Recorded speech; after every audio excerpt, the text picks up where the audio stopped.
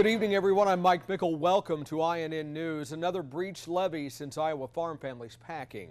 Water spilled over the levee near the town of Percival, Iowa. The town's been bracing for this for about a month. Jonathan Athens from our Omaha affiliate KPTM takes us there. You can see the water going over the top of the road.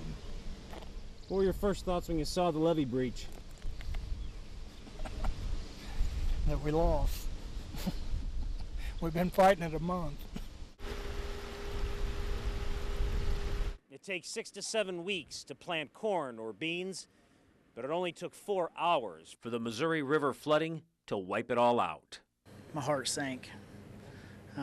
It's about the worst place it could have breached for the town and the whole community of Percival. What's the hardest part in all this for you? Watched my house go under this morning. Normally this time of year, farmers would be tending their fields and their families would be getting ready for the 4th of July. Instead, they've had to flee their homes for higher ground. There's obviously something wrong. There's a lot of dams on that river and they can hold a lot of water.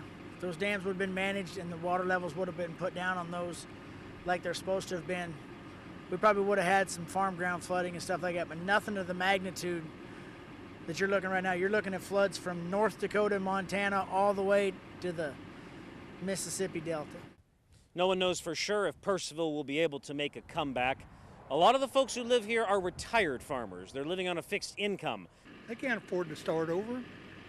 About the youngest one there is 54 years old.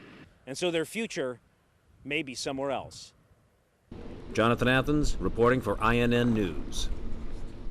Everyone has been evacuated. Emergency crews told the power company to shut off electricity to all homes and businesses west of Interstate 29.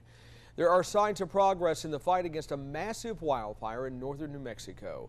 The Las Conchas fire has scorched more than 103,000 acres, but firefighters say they finally have some of it contained, even if it is only 4%, and they do not think it will make it to the Los Alamos.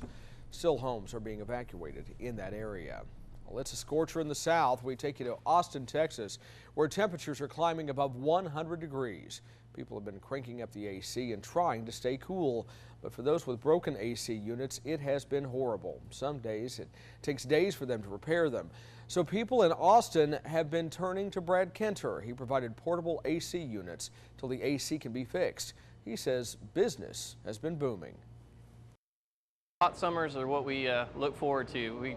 We get hot and sweaty like everybody else, but definitely we like to be able to help out customers in need. Experts say this will be a very hot summer for those living in the south. A slow-moving cold front spawned dangerous thunderstorms over parts of Colorado. High winds tore down part of an aluminum rooftop in Denver and brought down a large tree. Fortunately, no one was hurt. The stormy weather is expected to clear out, though, for the holiday weekend. The former head of the International Monetary Fund, Dominique Strauss-Kahn, is a free man tonight. He was released without bail today. It appears as if rape charges against him will be dropped. Prosecutors say the woman who claims she was raped in the luxury Manhattan hotel where she worked has lied to them repeatedly. Also, sources show she may be linked to criminal activities, including drug dealing and money laundering. Time for global news now. Venezuelan President Hugo Chavez reveals he's battling cancer. Chavez underwent surgery in Cuba yesterday to remove a cancerous tumor. Chavez's announcement comes amidst growing concerns about his health and ability to govern. It's unclear what type of cancer is involved or what Chavez's treatment will be. China celebrates a birthday. The country's ruling Communist Party celebrating its 90th anniversary today. The party's general secretary and the country's president, Hu Jintao, marked the occasion with a speech televised across that nation. Unlike recent years when party anniversaries were largely for party members, this year's celebrations were aimed at including and exciting the public. The mansion owned by ex-Panama dictator Manuel Noriega will be torn down to make way for a park. The government was unable to find any buyers for the property. It was put up for auction twice but didn't get any bids. The dilapidated house and land is worth an estimated $2.5 million. Noriega is currently serving a prison sentence for drug trafficking. And that's your Global News Now. The debt ceiling debate won't be taking much of a holiday. With a looming August deadline, Congress has canceled its vacation. It's still not looking like either side will budge. The president promises while he's willing to cut spending, he will only go so far.